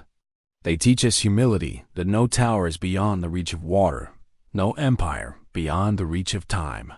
The drowned streets of Pavlopetri, the vanished harbors of Heracleion, the shattered avenues of Port Royal, they stand as reminders of what it means when the sea returns a shard of pottery, a toppled column, a name carved into stone. It gives back more than an object. It returns a human heartbeat muffled by water, the imprint of a life that mattered. But gifts from the deep arrive with a question. What will we do with what the ocean allows us to take? Collect, catalog, display, yes. But also guard, return, and remember. For every discovery offers a moral test. Will we treat ruins as trophies or as trust? In the last decades, the tone of exploration has shifted. The early thrill unearthing something impossible has been tempered by a darker knowledge. The more we know, the more we must protect. Rising seas do not only threaten modern cities. They place a premium on the submerged past. Sites that once slept undisturbed are now exposed by erosion, by storms, by trawling nets that scrape history into fragments. Where a diver once whispered of wonder, archaeologists now whisper of urgency. Preservation is no longer optional. It is imperative. This chapter moves from the lamplit corridors of rediscovered temples to the corridors of power where laws and conscience meet. Who owns the past that lies beneath international waters? Who decides whether an artifact is displayed in a foreign museum or returned to a coastal community whose ancestors built it? The answers are messy, tangled in colonial histories, in legal gray zones, and the hunger of collectors. Looters follow the same currents as legitimate researchers, and sometimes they move faster. A single season of illegal salvage can scatter centuries of context, turning a story into an orphaned relic. But there is another current, the one of collaboration. In ports and universities, in small fishing villages and international labs, new coalitions form. Scientists work with local elders who still tell the old flood stories. Policymakers listen to indigenous rights activists who demand stewardship over what the sea returns. Technology, once the tool of extraction, is being repurposed for protection. Non-invasive mapping records sites in exquisite detail. Digital twins allow communities to hold virtual versions of their lost shores, and acoustic monitoring can detect illicit salvage before it is complete. Still, technology is not a cure-all. It can document, it can deter, but it cannot by itself teach humankind humility. That lesson must come from narrative and law, from education and reparative practices. Museums are changing slowly by recognizing that displaying a recovered statue without context or without consent is a continuation of harm. Repatriation is more than politics. It is the return of voice. There are examples that point toward a better practice. Artifacts returned, co-curated exhibits, training programs that teach local communities to document and manage their own submerged heritage. And then there is the climate, the relentless, indifferent force that sank some cities and now threatens us all. The irony is sharp. As we race to protect submerged ruins from looters, we simultaneously race against rising waters that will erase new traces of our own era. Stewardship of the deep cannot be divorced from stewardship of the surface. Protecting heritage means protecting coastlines, enacting policies that limit destructive development, investing in sustainable fisheries, and reducing emissions that push the sea higher. At the heart of this reckoning is a choice about legacy. Do we want to be remembered as the generation that looted and forgot, or as the one that learned to listen? The guardianship called for here is not passive. It is active and communal. It asks divers to bring back fragments with a record of their manner and place. It asks scientists to publish methods and data openly. It asks countries to sign agreements that protect underwater cultural heritage. It asks consumers to reject black market artifacts. Above all, it asks us to reframe curiosity as caretaking. The sea is always given and taken in cycles. If we hope to answer its summons responsibly, we must become, in equal measure, students and stewards. The ruins beneath the waves are not only relics, they are teachers. They instruct us in humility, in contingency, in the art of remembering. To ignore their lesson is to risk repeating the errors carved in stone. The ocean's silence can deceive. To the untrained eye, a submerged statue seems safe in its resting place, a ruin preserved by the weight of water. But silence hides danger. Divers with no maps, no permits, and no reverence have long slipped into these depths, prying loose what belongs not to them, but to history. Gold coins, ceremonial vessels, carved faces, all wrenched from context, stripped of meaning, sold into private collections where they are reduced to decoration. Looting is the most violent interruption of the ocean story. Every artifact stolen is more than an object lost. It is a voice cut from a chorus, a sentence torn from a book. Archaeologists know that context is everything. Where an object lies, how it rests, what surrounds it. These details transform a fragment into a narrative. Remove the artifact, and the story collapses. A shard of pottery in a museum case may dazzle, but it no longer speaks. Governments have begun to recognize this peril. International conventions now exist. The 2001 UNESCO Convention on the Protection of the Underwater Cultural Heritage, for instance, intended to place submerged ruins under the same guardianship as land-based monuments. Yet enforcement is fragile. The sea has no borders, and where jurisdiction fades, exploitation thrives. Wealthy treasure-hunting companies exploit legal loopholes, branding themselves as salvors rather than looters, arguing that recovery is preservation, even when it erases context. But not all hope is lost. Across the world, a countercurrent grows. In Greece, local authorities train divers to act as guardians, watching sites that tourists frequent. In the Caribbean, communities partner with scientists to monitor wrecks and ruins, turning guardianship into both heritage and livelihood. Digital mapping has created archives accessible to anyone, meaning that even if artifacts vanish, their memory can be preserved in three-dimensional fidelity. And in some cases, technology has outpaced greed. Sonar surveys can record entire sites faster than they can be plundered. Still, the ethical struggle runs deeper than laws and enforcement. It touches the heart of how we see history. Is the past a resource to be mined, or a heritage to be honored? The language we use matters. To call something treasure frames it as wealth. To call it heritage frames it as memory. One invites plunder, the other demands protection. Perhaps the greatest challenge is not underwater at all, but above the surface and reshaping public imagination. Museums, once complicit in silent acquisitions, now face pressure to reckon with their collections. Each artifact carries a chain of custody that can no longer be ignored. Was it excavated legally? Was it purchased from looters? Does it belong in London, Paris, or New York? Or should it return to Alexandria, Kingston, Havana? The answers are often uncomfortable, for to admit theft is to admit complicity. Yet to deny it is to prolong erasure. Slowly, a shift begins. Repatriations negotiated, shared custody agreements formed, exhibitions curated with local voices. The ocean reminds us that ownership is fragile. It does not belong to empires, museums, or private hands.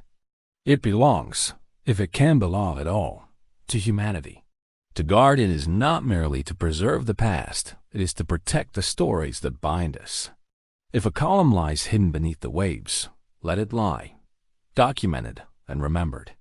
If a statue must be raised, let it be raised with respect, its history intact, its origin acknowledged. For every artifact stolen, countless more remain, untouched, waiting. Whether they survive depends on choices we make now. Laws passed, communities empowered, myths retold with reverence. The guardians of the deep are not only scientists or divers.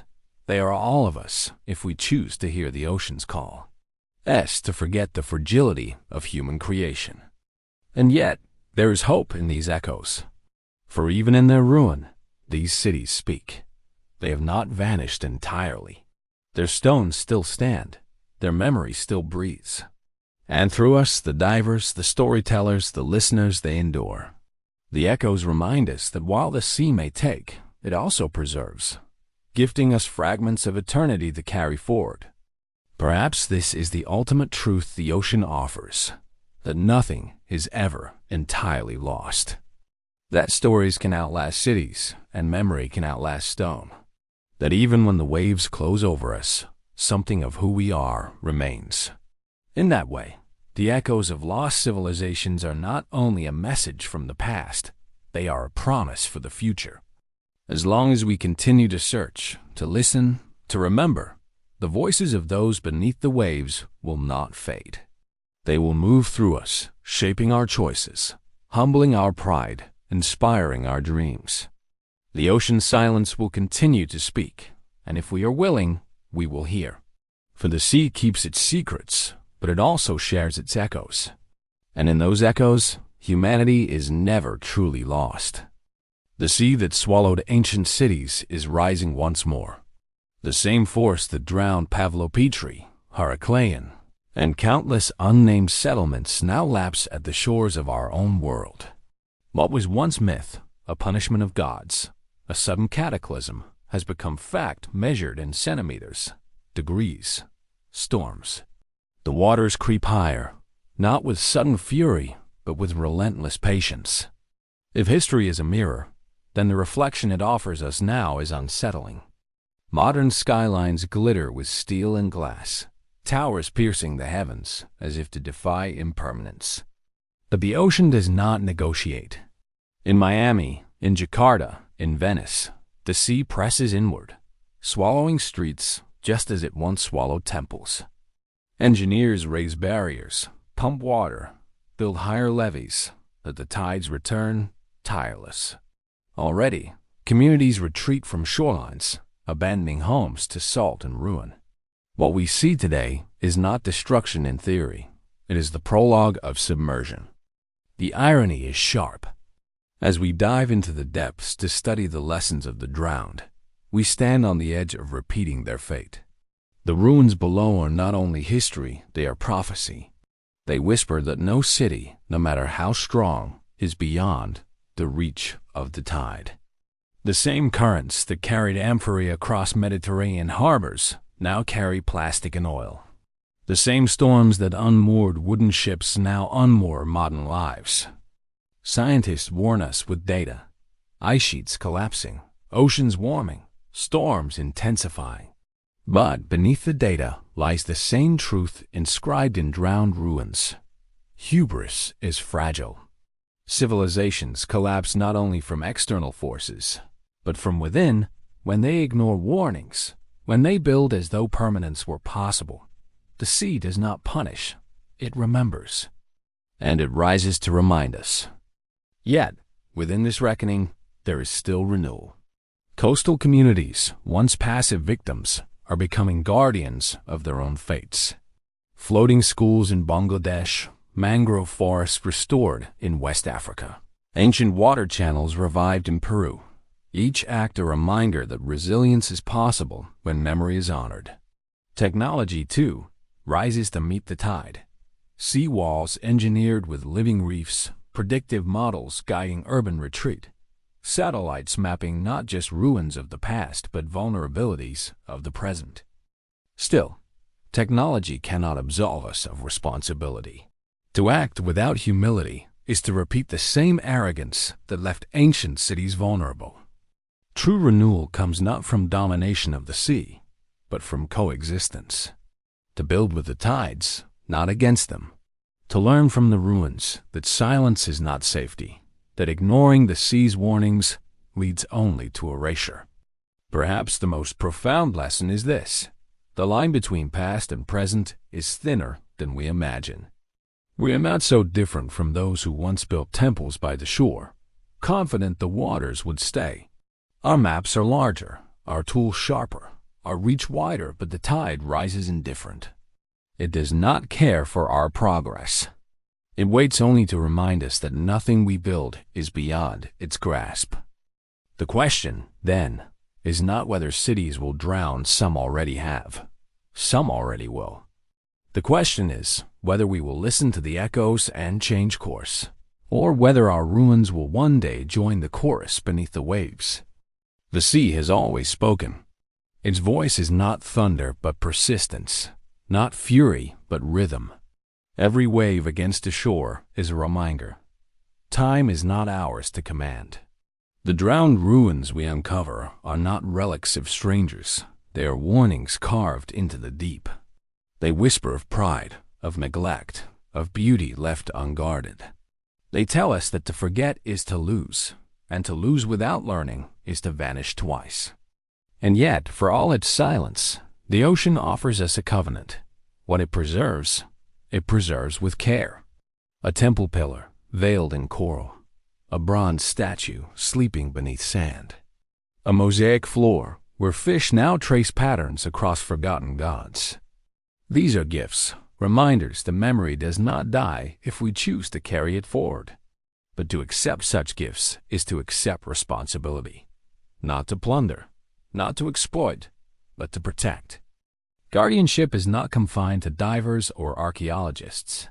It belongs to teachers who retell these stories in classrooms, to communities who demand the return of what was taken, to lawmakers who defend the ocean as cultural ground, not corporate territory, to the young, who inherit not only the wonders of the sea but its wounds. Guardianship belongs to all who hear the echo and answer. In this way, the ocean does not close its book with ruins. It opens it.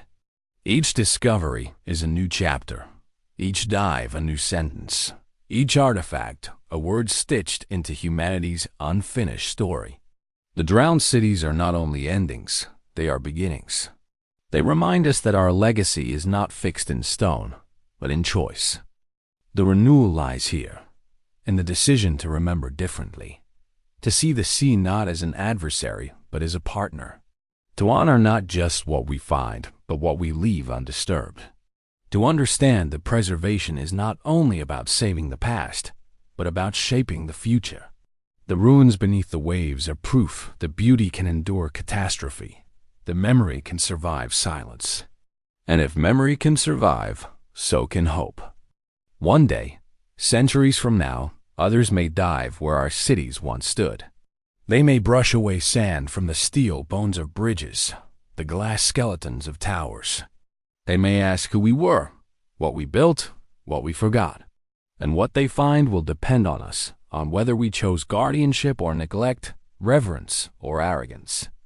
Perhaps this is the greatest echo of all, that in listening to the drowned, we may prevent our own drowning. That in honoring what has been lost, we may safeguard what remains. That in becoming guardians of the deep, we may also become guardians of ourselves. For the ocean does not demand worship, only respect. It does not promise permanence, only memory. And in its vast, patient silence, it offers us a final truth. Nothing is ever truly gone, as long as someone chooses to remember. The waves rise, fall, and rise again. And through them, the voices of forgotten civilizations endure not as ghosts, but as guides. Their message is clear, carried on salt and silence. Guard the deep, guard the past, guard the future. And if we listen, truly listen, then perhaps the sea will not only remind us of what was lost, but reveal what can still be saved. At the edge of every tide lies a choice: to stand against the sea as an enemy, or to walk with it as an ancient companion. The ruins beneath the waves remind us that those who built without listening, without yielding, were erased. But they also remind us that humanity is capable of adaptation, of survival, of dreaming beyond disaster. The question is not whether we will lose, but what we will learn. Already, visions of renewal stir in places where water has reclaimed the land. Floating farms glisten under tropical suns, harvesting both fish and crops in harmony with the tides. Architects design cities not fixed on rock but flexible, built to rise and fall with the sea's breath. In the Netherlands, homes drift upon water, anchored yet free, neither conquered nor conquered by the ocean. In Polynesia, projects imagine entire floating communities, echoing ancient canoe cultures that once charted the Pacific with nothing but stars in memory. These are not fantasies. They are echoes of knowledge long known to those who lived closest to the waterfisher folk, navigators, islanders whose myths were less about conquest than coexistence. Their voices, long ignored, now return as guides for a drowning world. To honor them is to recognize that wisdom is not only in ruins, but in living traditions that have endured the waves. And so the guardianship of the deep expands. It is not only about artifacts preserved or sites defended, but about knowledge carried forward. It is about choosing to live differently, to build humbler, to consume less, to listen more. The drowned cities warn us of what happens when pride deafens us. But the sea, in its endless patience, offers another path, one of renewal born from respect. Perhaps this is the true gift of the ocean. Not only memory, not only warning, but possibility. The ruins beneath remind us of loss, but the waves above remind us of life unceasing, fluid, creative. To become guardians of the deep is not merely to preserve the past, but to shape a future where memory and survival coexist.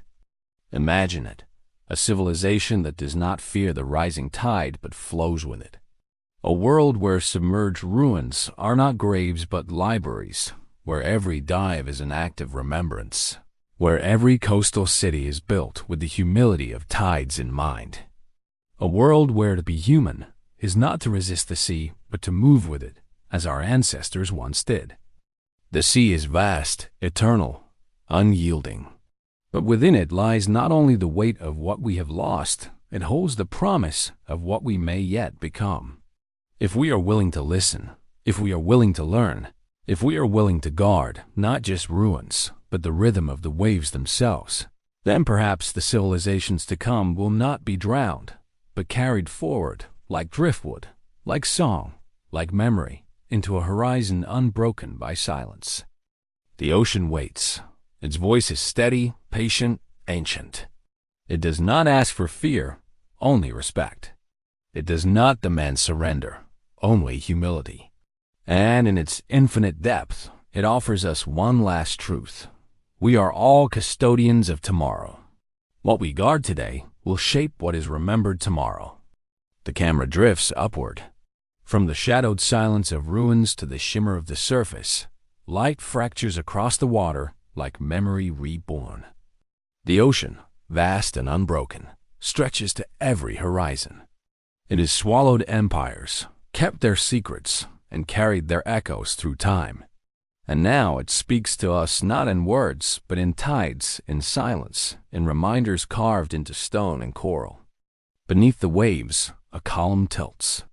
A statue gazes upward, its eyes blind, yet eternal. Streets once alive with voices now host only the whispers of currents. These are not endings.